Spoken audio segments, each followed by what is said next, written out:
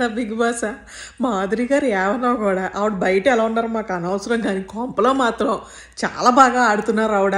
And ఇవాళ వచ్చి ఆ కళ్యాణ్ని బయట జనాలు చూస్తే నవ్వుతారో చిచ్చి అనుకుంటూ ఆవిడ అసలు నిజంగా లిటరల్లీ కరెక్ట్గానే రియాక్ట్ అయింది ఆవిడ. ఎందుకంత ఆడవడం, ఆ పిల్లకి ఏమైనా అయిపోయింది, ఆ కళ్ళు తిరిగి పడింది అంతేను.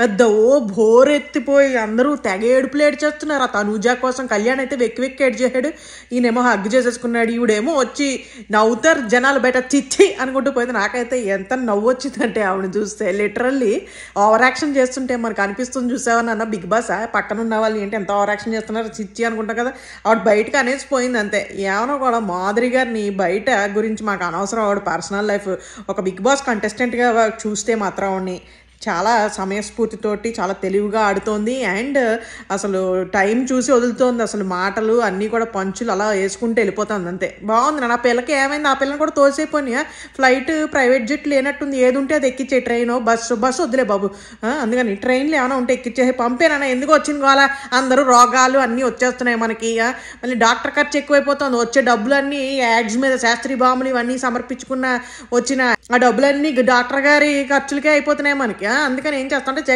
పంపేనా, ఇంకొద్దు మనకి, రోగాలన్నీ వచ్చేస్తున్నాయి, పంపే. Thank you very much.